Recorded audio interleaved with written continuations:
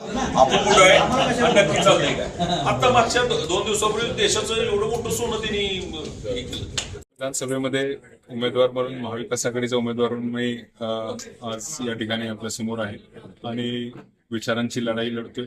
महाविकास आघाडी विरुद्ध भाजप असा सामना या ठिकाणी होणार आहे आणि मला खात्री आहे की या दोन्ही जिल्ह्यामध्ये निवडून आलेले जे लोकप्रतिनिधी आहेत, नगरसेवक असतील, जिल्हा परिषद सदस्य असेल, त्यांच्या स्वाभिमानाची लढाई मी त्यांच्या वतीनं या निवडणुकीस उभं राहिलो आहे.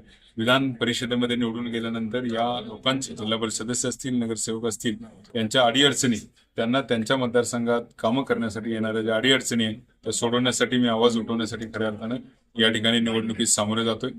आदरणीय शरदचंद्रजी पवार साहेब, शशिकांत शिंदे साहेब, जयंत पाटील साहेब, बाळासाहेब पाटील, त्याचबरोबर पक्षातील इतर सर्व ज्येष्ठ नेत्यांनी माझ्यावर जो विश्वास टाकलाय तो सार्थ ठरवण्यासाठी मी या मतदारसंघामध्ये कष्ट घेतोय आणि मला खात्री आहे की या मतदारसंघातला मतदार, नगरसेवक आणि जिल्हा परिषद सदस्य माझ्या पाठीशी उभे राहतील, कारण त्यांच्यासाठी खऱ्या अर्थाने मी या ठिकाणी उतरलेलो आहे.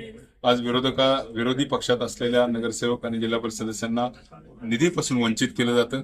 त्याचबरोबर पक्षातले जे भाजपमधले सुद्धा जे नगरसेवक असतील त्यांना सुद्धा निधी जरी दिला तरी आज त्या कॉन्ट्रॅक्टरला चांगलं काम करून घेण्यासाठी सुद्धा हे नगरसेवक बोलू शकत नाहीत. इतक्या केंद्रीय पद्धतीने सगळं पॉवर कॉन्सन्ट्रेट झालेलं आहे आणि या सगळ्यांच्या विरोधात मी लढतोय.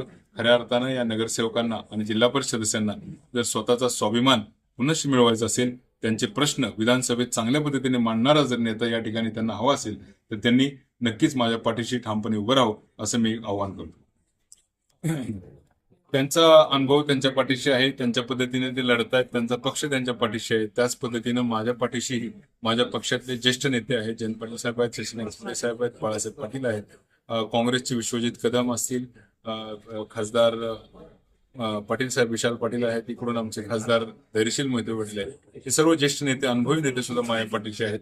माझा जरी अनुभव कमी असला तरी या सर्वांच्या साथीनं मी या निवडणुकीत यश मिळवेल असा मला पूर्ण विश्वास आहे. या निवडणुकीत पैशाची जी काही देवाणघेवाण होईल ती सत्ताधारी करतील किंवा माझे विरोधक करत असतील, परंतु आमचा त्या बाबतीत कसल्या प्रकारची चर्चाही नसते आणि आम्ही त्या पद्धतीनं विचारही करत नाही. आम्हाला मतदारांना मत मागणे एवढंच आम्हाला पक्षाने सांगितलंय, ते आम्ही करतो प्रामाणिकपणे. विचारांची लढाई म्हणून नगरसेवकांच्या आणि जिल्हा परिषद सदस्यांच्या स्वाभिमानाची लढाई अशा पद्धतीने आम्ही ते लढतो. मला वाटतंय की नक्कीच त्याचा एक चांगला परिणाम या मला अधिकची मतं मिळण्यामध्ये होईल, कारण लोकशाहीची हत्या एक प्रकारे एका पक्षाने केलेली आहे, युतीतल्या दुसऱ्या पक्षांवर त्याचा अन्याय झालेला आहे. त्यामुळे ज्यांच्यावर अन्याय झाला ते कदाचित नक्कीच विचार करतील की आपण या अन्यायाच्या विरोधात आवाज उठवूया, परंतु पक्ष म्हणून ते सध्या तरी भाजप सोबत आहेत असं मी बोलतो. नक्कीच मी सर्व नेत्यांच्या, युतीतल्या नेत्यांच्या सुद्धा भेटी घेणार आहे आणि राजकारणात कोणीही कायमचं शत्रू किंवा कायमचं मित्र नसतं. त्यामुळे जरी जिल्हा परिषदेत काही घटना घडली असली तरी शंभूराजांनी आज त्यांना मदत करू नये असं काही नसतं.